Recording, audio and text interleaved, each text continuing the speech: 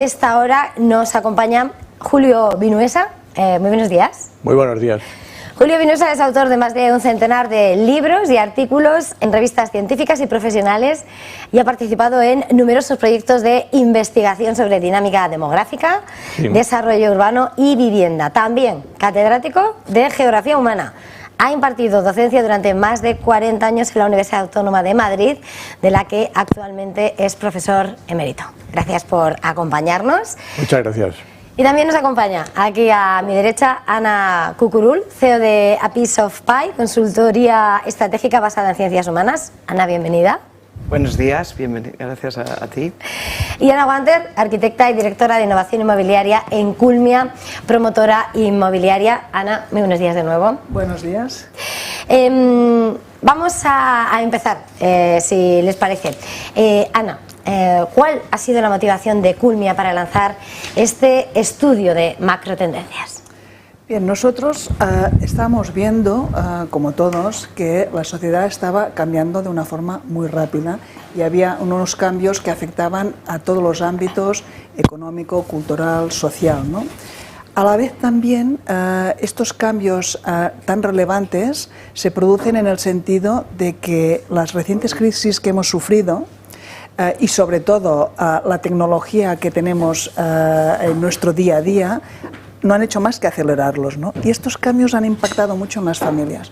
Por contra, detectando estos cambios, nos dábamos cuenta que el modelo de vivienda se mantiene estáticamente en los últimos 50 años, la tipología. Es cierto que hemos incorporado sistemas novedosos o algunos otros temas, pero en realidad tipológicamente estamos hablando de la misma tipología de vivienda. Y en este caso hay en el imaginario colectivo de la sociedad hay una idea prefijada de cómo debe ser una vivienda y en esto estamos, pero esta vivienda que todos tenemos en la cabeza, 3 dormitorios, salón, cocina, tal, en realidad no está dando servicio a todos estos cambios que la propia sociedad está teniendo, ¿no? Por esto, este estudio lo que nos hace es clarificar y ordenar todos estos cambios y ver cómo pueden impactar en el sector inmobiliario y también en la vivienda, ¿no? Por tanto, nosotros con este estudio hemos hecho una reflexión profunda sobre nuestro cliente, el usuario, sobre el proceso de compra que tiene, sobre la tipología de vivienda más acorde con él y sobre los servicios que está demandando. Digamos, esto era nuestro objetivo.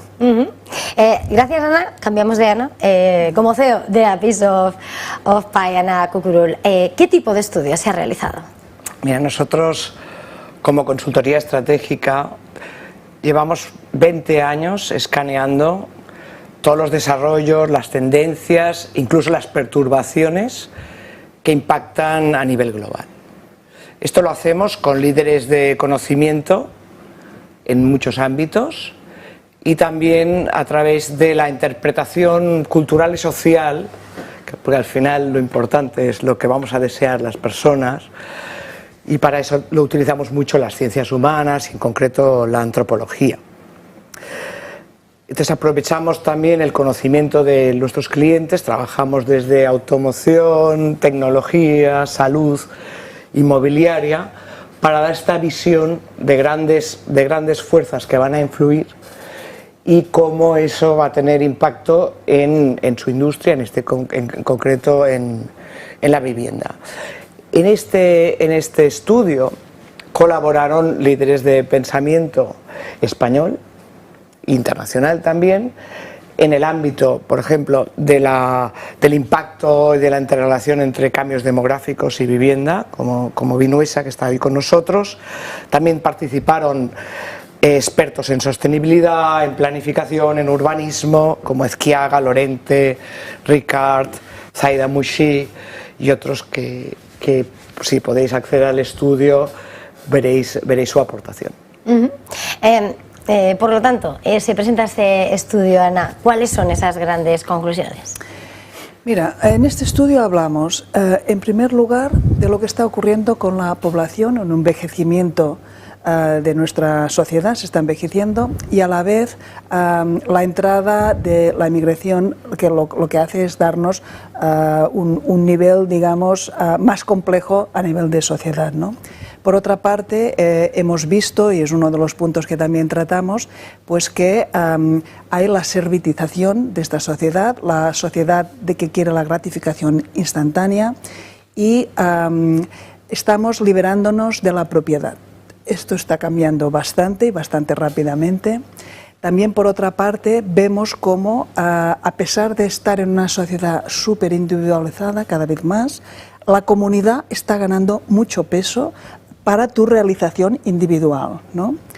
Por otra parte, como no, todos hemos visto la inteligencia artificial, cómo está impactando en la sociedad en general, y estamos analizando cómo impactará en nuestro negocio, inteligencia artificial. Por supuesto, una palabra que está en boca de todos es la sostenibilidad, si bien nosotros estamos viendo esta sostenibilidad no como una opción, sino como una obligación que ya tenemos en la sociedad. Luego, si hay tiempo, lo desarrollaremos más. Y aparece como una nueva tendencia que en estudios previos que habíamos estado trabajando no estaba, que es la salud. La salud desde el punto de vista casi más de prevención, ¿no? Esto es súper importante porque quizá el COVID ha impactado en que esta tendencia se desarrolle más. Y finalmente hay un tema que es lo que llamamos la postabundancia, que es el nivel económico, que ya hemos pasado el pico económico, que vamos a entrar en un momento más de escasez, y creo que esto es una gran oportunidad para el planeta y para las personas, este momento económico en que nos estamos adentrando.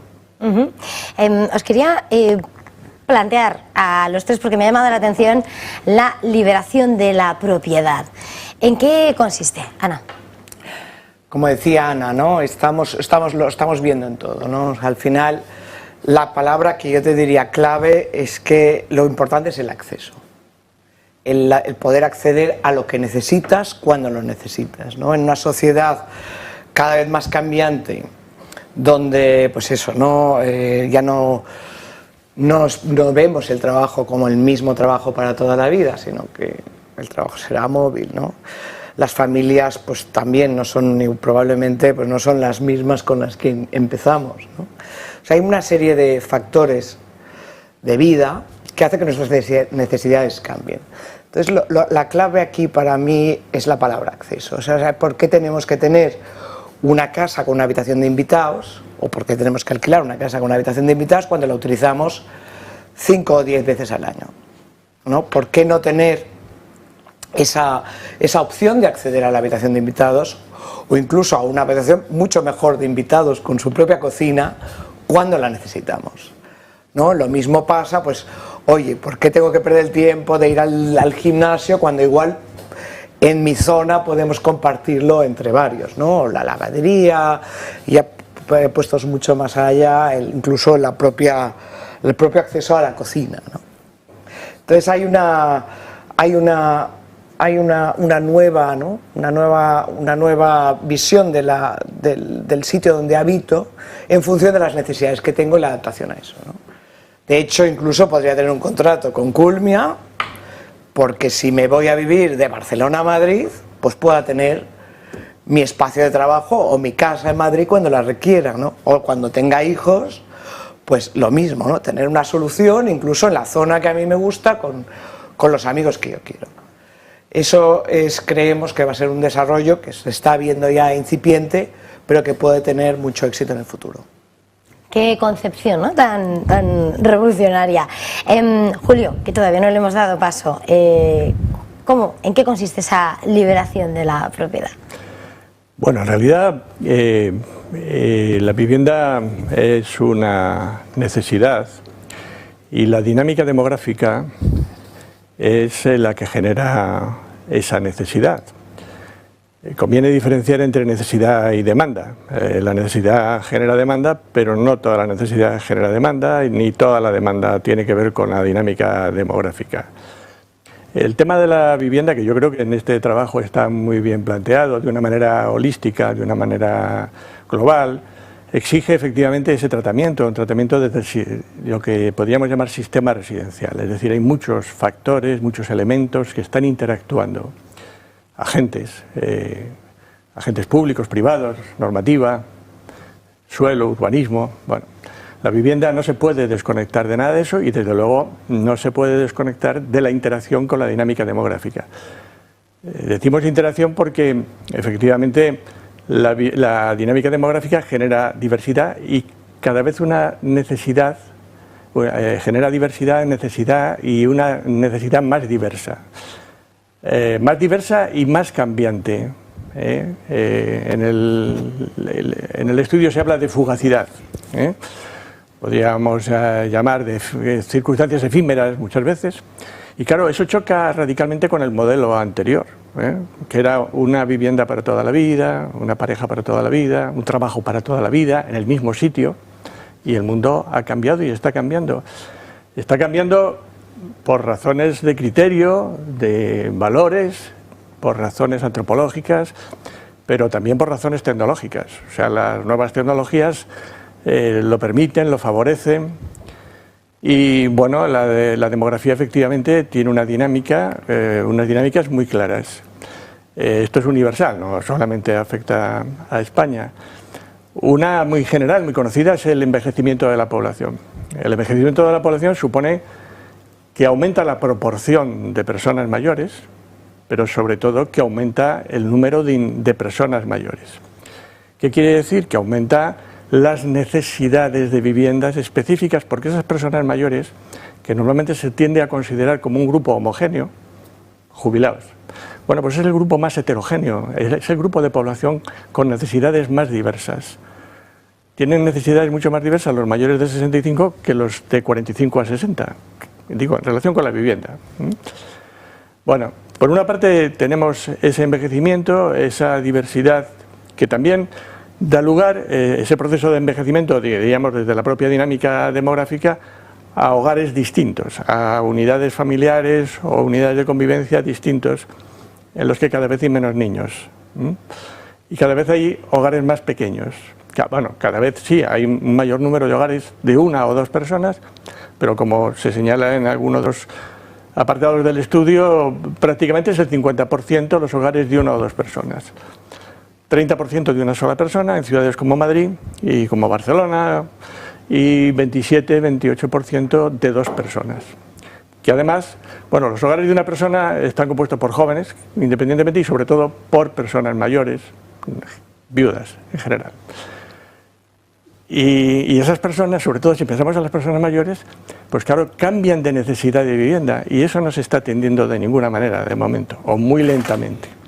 Porque eso también supone necesidades, supone situaciones, diríamos, disfuncionales para esas personas que están a lo mejor ocupando un piso excesivamente grande, con falta de elementos que le dan comodidad y se adaptan a las necesidades físicas e incluso cognitivas de esas personas que van disminuyendo.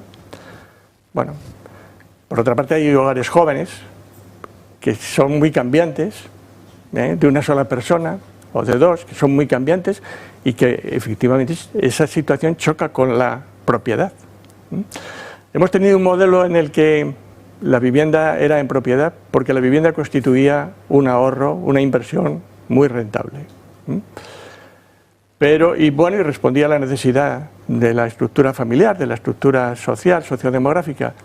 Pero ahora esa estructura sociodemográfica no demanda eso, demanda sobre todo pues flexibilidad en la oferta de vivienda, porque efectivamente lo que dice la Constitución, como estaban diciendo Ana y Ana, lo que dice la Constitución es el derecho a disfrutar de una vivienda digna y adecuada a cada edad, a cada circunstancia, a cada momento, con lo cual evidentemente la conclusión es que la vivienda tiene que ser mucho más flexible desde el punto de vista físico y también en los regímenes de cesión, claro, en la forma en que se puede acceder, como decía Ana Cucurul, en la forma de acceso a la vivienda, que es lo que realmente satisface el derecho. Ana, Anter.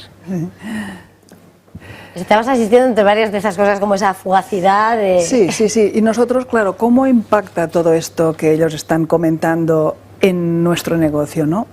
En primer lugar, vemos cómo el concepto Build to Rent, que es edificar para alquilar, es un concepto que ha entrado, digamos, en los últimos 3, 4, 5 años, ha entrado con mucha fuerza aquí en nuestro país. De hecho, nosotros hemos estado vendiendo edificios o estamos construyendo edificios para fondos de inversión que vienen aquí a España a buscar grandes edificios para alquilar. Todos estos edificios van con la idea de la servitización. Están dando lo que llamamos amenities, que es una cantidad de servicios a estos clientes. Los que ya tenemos en marcha, tú entras allí, llegas, entras y lo tienes todo en funcionamiento y tienes una cantidad de servicios a tu disposición. Desde gimnasios, zona para perros, zona de reuniones, zona de cotrabajar, o sea, terraza para ocio y tal, piscina por supuesto, todo esto a tu servicio, ¿no? A la vez estamos trabajando viviendas, lo que llamamos co-living, todas estas nuevas necesidades y estas familias cada vez más pequeñas igual no necesitan la estándar vivienda de 3 dormitorios, que es lo que la gente cuando va a comprar en general focaliza, ¿no? Necesitan otros modelos. Ya hay normativas en nuestro territorio español que permiten hacer viviendas incluso más pequeñas de la propia normativa si los metros que necesitarías para conseguir esta superficie la pones a disposición de la comunidad.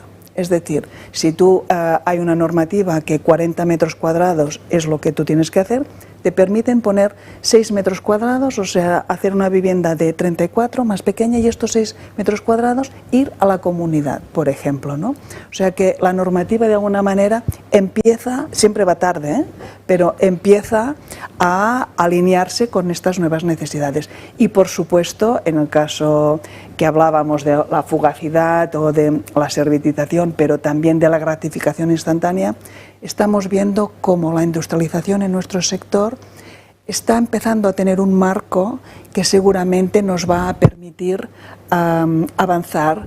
Hace muchos años que hablamos de industrialización.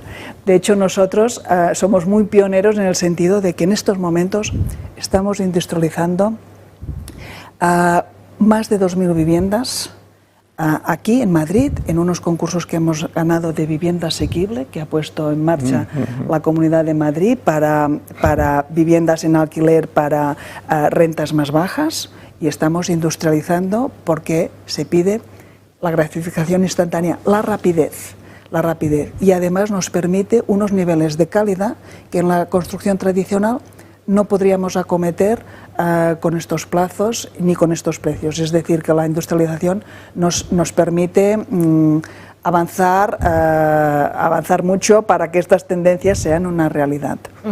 Ana, antes de cambiar, ¿hasta qué punto el término de sostenibilidad está sobreexplotado? ¿Hasta qué punto hay un valor real detrás? Bueno, yo creo que cada vez hay más valor. Es cierto que hemos pasado una época de greenwashing, que llamábamos. Bienvenido al greenwashing en el sentido de que, claro, al final tienes que hacer algo si todo el día estás hablando de sostenibilidad, ¿no? Pero desde Europa nos está llegando mucha normativa. Realmente yo creo que las compañías estamos siendo conscientes que tienes que entrar en esta vía sí o sí, porque el planeta ya está agotado, es decir, todos los estudios están indicando que hemos agotado. Piensa que en nuestro sector gastamos el 50% de las materias primeras del planeta para construir la edificación en general, ¿no?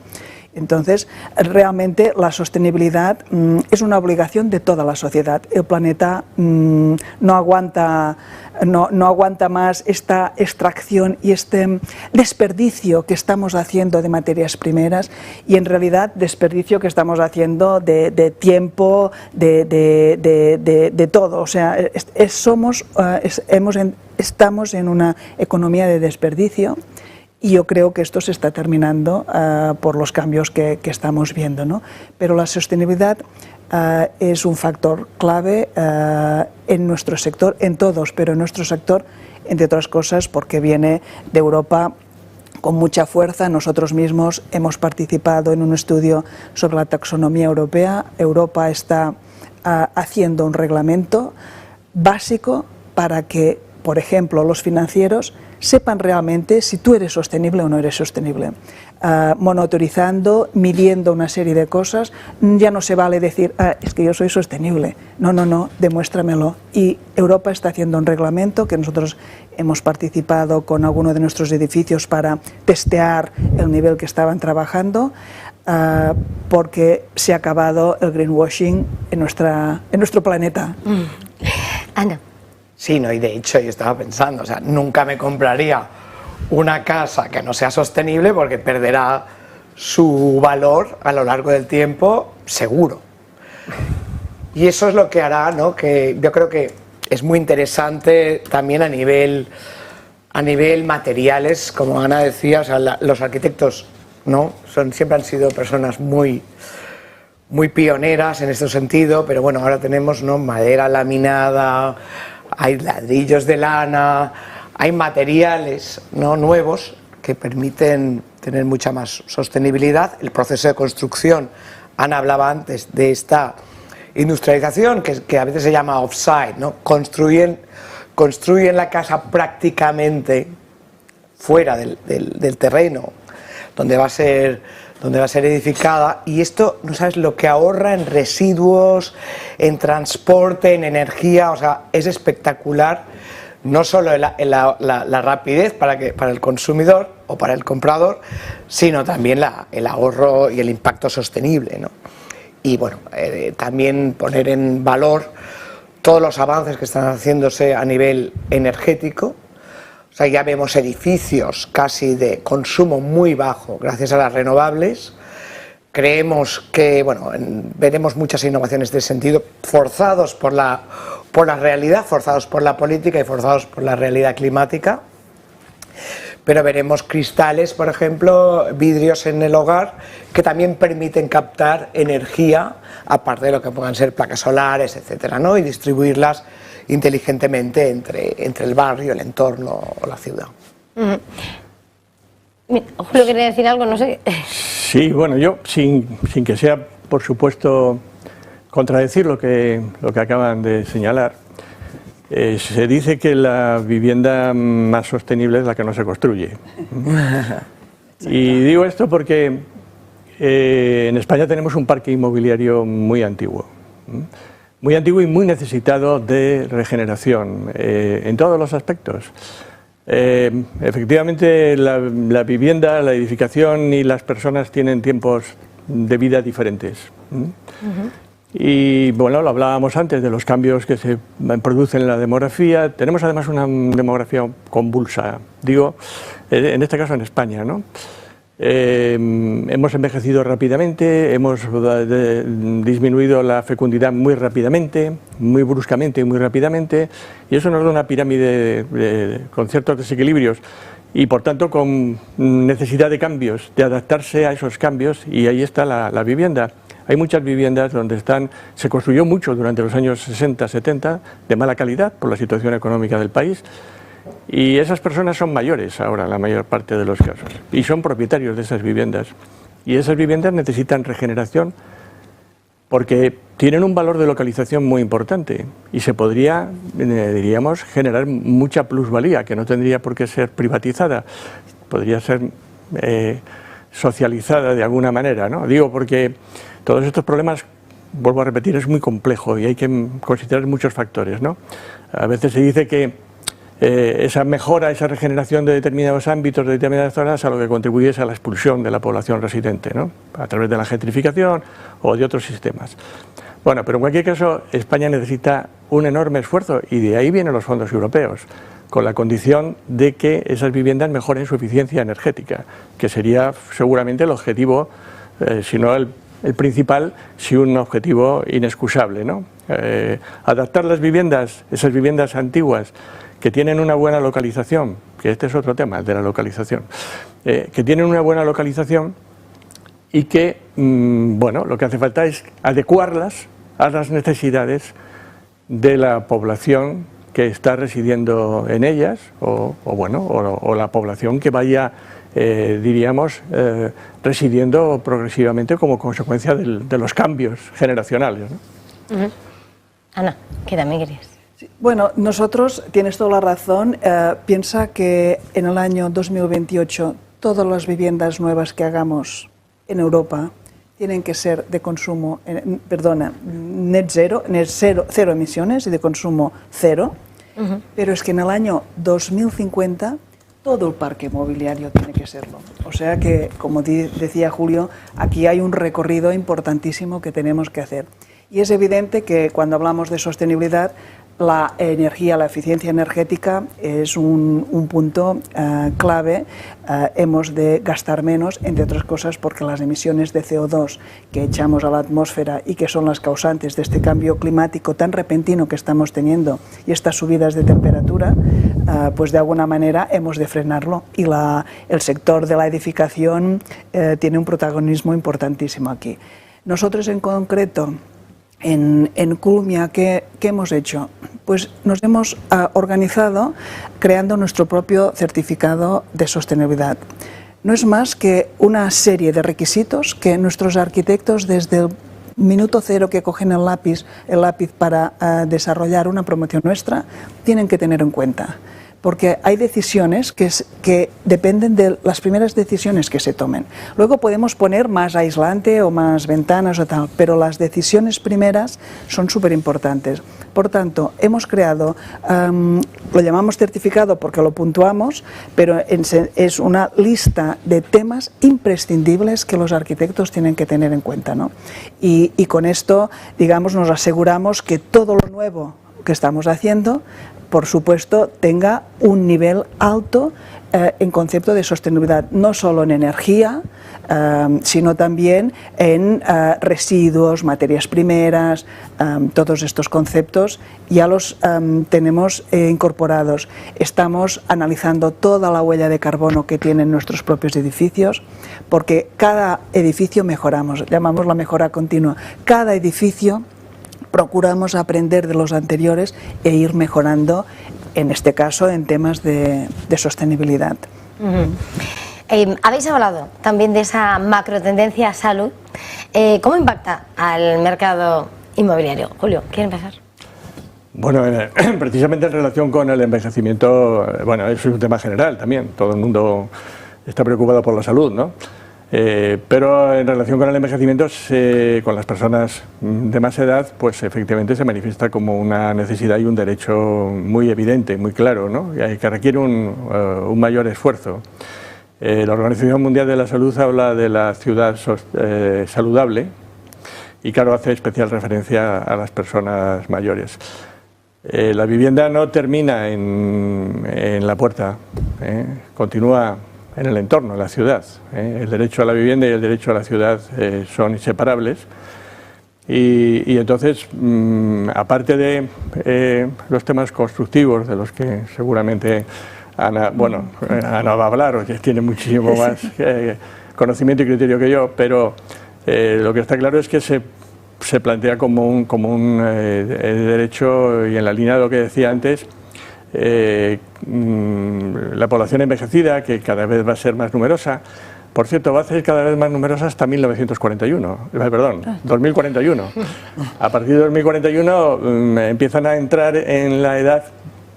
Claro, lo primero que habría que considerar es lo de los 65 años, ¿no? Que es una edad que viene desde hace mucho tiempo y que tiene un significado. ¿Cuál es el significado, no? Pero bueno, digo que a partir de 2041 se incorporan las generaciones de 1976 y siguientes, donde empieza a bajar la fecundidad y por tanto son generaciones más pequeñas y progresivamente más pequeñas, con lo cual entrará en ese grupo cada año un flujo de personas más pequeño.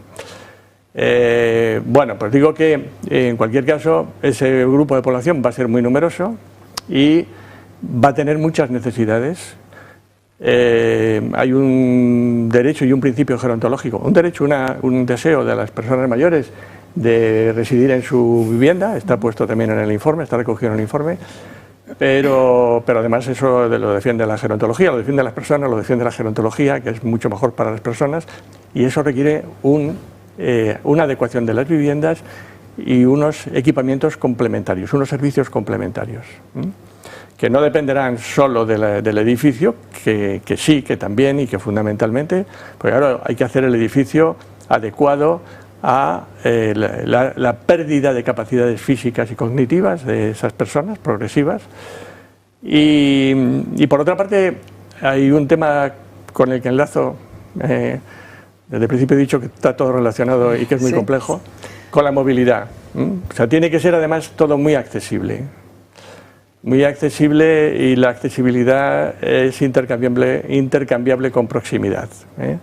De todas maneras, y ahí enlazaríamos con localización, y luego podemos hablar, porque no quiero tampoco desviarme mucho del tema, pero también hay que garantizar, con esa proximidad se evita tener que buscar soluciones alternativas a un modelo de movilidad que va a cambiar, que está cambiando.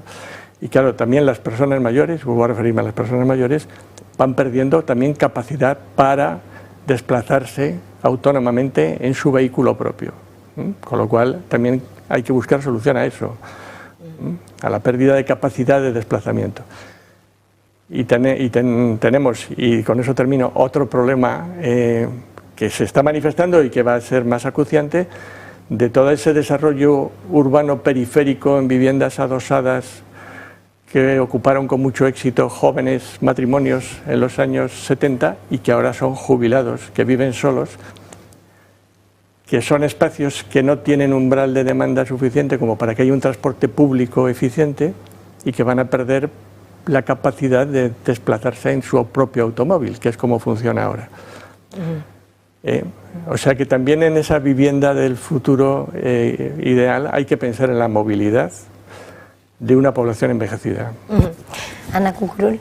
Sí, yo añadiría, ¿no?, también otra perspectiva, que es lo que comentábamos sobre cómo cambia el concepto de salud, ¿no? O sea, yo creo que a raíz de COVID, entre otras cosas, a raíz de todos los medidores que tenemos hoy en día de la frecuencia cardiovascular y de cuánto deporte hacemos, etcétera, a raíz de todo esto cada vez estamos más conscientes, o somos más conscientes, de la importancia de estar sanos, ¿no?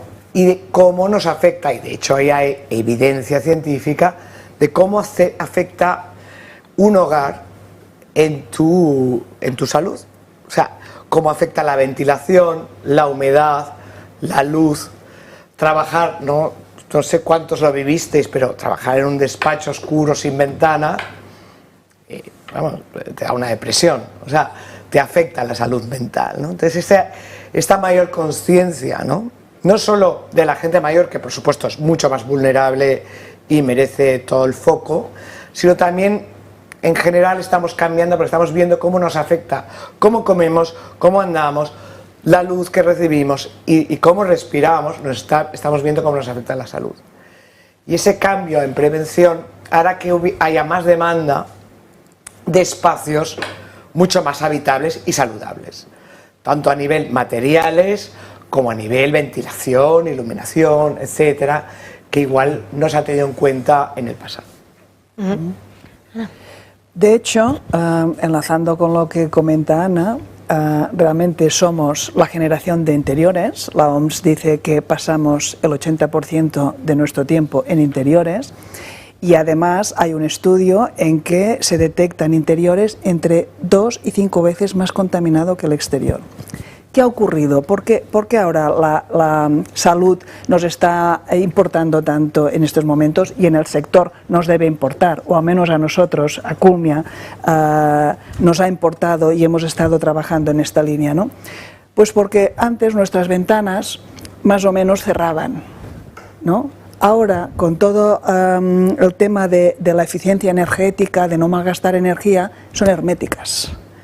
Por otra parte, nuestra construcción era, digámoslo así, más artesanal, o en el sentido de materiales más naturales, ¿no? El yeso era un yeso natural, el pavimento podía ser de parquet o de cerámica, todo era como materiales más naturales. Esto quiere decir materiales que tienen un comportamiento higroscópico mucho mejor y ayudan a que el ambiente esté más sano, ¿no? Nos hemos encerrado herméticamente, hemos empezado a poner cada vez más materiales sintéticos, nuestras pinturas son plásticas, nuestros pavimentos son laminados, que no dejan de ser una manera de que sean plásticos. Cada vez hemos hecho esto, ¿no? Y entonces aparecen problemas de salud en la propia vivienda. Cada vez tenemos más alergias, más problemas de salud. ¿Cómo hemos de enfocar esto? Bueno, pues lo hemos de enfocar primero con la ventilación, que ya la normativa obliga a una ventilación forzosa, pero que ciertamente mucha gente, desconociendo el valor de la ventilación, yo diría que es que el 80% depende de la ventilación, el valor de la ventilación no está en la conciencia del usuario de una vivienda, no lo tienen en la mente, y esto hace que aparezcan bacterias y virus en su propia vivienda y no son conscientes de esto y los enferma de una manera silenciosa, ¿no? Pues todo esto nosotros lo estamos trabajando. En este caso también hemos querido hacer nuestros requisitos imprescindibles de salud para nuestras viviendas. Estamos poniendo pinturas con componentes orgánicos volátiles más bajos. Estamos trabajando también el entorno, como decía Julio, la vivienda no es solo tu casa, ¿no? Es el entorno saludable que tú tienes, ¿no? Cómo hacemos las zonas comunitarias, cómo hacemos la vegetación en las zonas comunitarias, qué estamos buscando con esta vegetación a nivel tanto de sostenibilidad como a nivel de salud para las personas. Todo esto lo estamos trabajando. ¿Cómo estamos trabajando? Que te ayudamos a que te muevas más, poniendo unas escaleras más bonitas, más claras, para que incentivarte a que subas una planta con escaleras, ayudándote a tener zonas de bicis para incentivarte a que sí te puedas mover en bici. O sea, estamos trabajando una cantidad de aspectos en nuestras viviendas e incluso en los materiales que usamos, precisamente para que nuestras viviendas sean cada vez más saludables. Y si hablamos de este envejecimiento activo en el que hay mucha más interacción social, ¿no estamos contradiciendo, Ana, la mega tendencia de la individualidad? Esa individualidad, como decías, ¿no? Pero con una tensión de colectivo, ¿no? O sea, siempre hemos sido una sociedad, la nuestra, la occidental, muy individualista. Lo que sí que estamos viendo es y lo veréis, ¿no? en vuestras vidas, ¿no? Una tendencia muy fuerte a pertenecer. Eso es una cosa humana muy profunda, pero que estamos viendo muy pronunciada gracias al tema digital, pero también gracias a la gran conexión entre todos, ¿no? Entonces verás como los ciclistas, que no se conocen entre ellos, vamos, se comparten hasta el latido de corazón cuando han subido no sé dónde, ¿no? Los gamers, que están individualmente jugando a los juegos, están compartiendo con otros gamers. Entonces, ¿por qué? Porque se realizan en comunidad. O sea, tú puedes ser individual, siendo el que tiene el mejor score, pero tu forma de demostrar tu mejor score es con los demás. Y esto pensamos que si tú ahora, ¿no? Muchas veces en los españoles, por la historia de tener propiedad, etcétera, han vivido pues donde se podían comprar la vivienda, fundamentalmente. Pero si eso cambia, nosotros lo que preveemos es que va a haber mucha demanda de juntarte con aquellos que comparten tus valores, ¿no? Como te decía, si yo soy un abuelo hippie, pues no me va a mover de mis amigos porque son como yo, ¿no? Si a mí lo que me gusta es un sitio donde pueda moverme en bicicleta fácilmente porque soy biciclista, etcétera, pues probablemente haya una demanda de acceso a la vivienda donde se comparten mis valores, mi forma de ser o mis aficiones. Y eso creemos que va a ser una revolución en lo que pueda ser también la gestión de los espacios y la configuración de los mismos en base un poco a las preferencias y valores. Ya para terminar, que se lleva el tiempo para finalizar este debate, ¿cómo creen, Ana, que podría nuestra audiencia sacar provecho del estudio publicado por Culmia? Mira, yo creo, o a nosotros así lo hemos proyectado, este estudio de tendencias se proyecta a 30 años, ¿no? Entonces, pensando en estos años cómo va a evolucionar la vivienda, pues las conclusiones que a nosotros llegamos es que, en primer lugar, ya lo hemos dicho, va a ser servicio, o sea, nos liberamos de la propiedad, cada vez se va a alinear más con el servicio, la propia vivienda va a ser servicio, o todos los factores que hay alrededor de la vivienda vamos a tener más servicios. Vamos a tener servicio de zonas para nuestros invitados, por ejemplo. Nosotros hemos hecho una promoción que tenemos la habitación satélite que llamamos, ¿no? Que es una habitación que tú alquilas o no según tus necesidades en cada momento, ¿no? En el edificio tenemos una serie de habitaciones satélites a disposición de los inquilinos, ¿no? Por ejemplo, pues va a ser un espacio las viviendas van a ser más servicio que producto o que propiedad, o también, evidentemente, para alquiler. Pero sobre todo van a ser activas, o sea, nuestras viviendas van a aprender de nosotros, van a priorizar, o sea, a anteceder nuestros deseos primero las viviendas, o sea, y esta imagen de vivienda, aunque nosotros nos traslademos de vivienda, nosotros nos llevaremos este conocimiento de vivienda a otra vivienda que tiene de nosotros, para facilitarnos la vida, ¿no? Aprenderá de nosotros y se avanzará. Son viviendas que llamamos predictivas, más allá de lo que es la vivienda Smart, ¿no? Y por supuesto, como tercer aspecto fundamental, las viviendas tienen que ser verdes y saludables. Tienen que estar de acuerdo con nuestro planeta, tienen que estar en un entorno apropiado, no se vale cualquier sitio para hacer viviendas, ya no, y sobre todo nos tienen que permitir tener cuidado de nuestra salud. Y yo creo que son estos tres aspectos que al final hemos consensuado de que es el futuro de la vivienda. Bueno, pues no sé si queréis apuntar algo más en esas conclusiones, si no vamos a terminar. Muchísimas gracias por haber venido los tres. Julio Vinuesa, catedrático emérito de la Universidad Autónoma de Madrid y experto en el cambio demográfico sobre la vivienda. Ana Cucurul, CEO de A Piece of Pie, y Ana Wander, responsable de innovación en Culmi. Ha sido un verdadero placer de lo que estamos a punto y lo que se está viviendo ya en este fascinante mundo y cómo está cambiando. Gracias a los tres, feliz jornada y hasta la próxima. Muy bien. Muy bien. Muchas gracias a vosotros.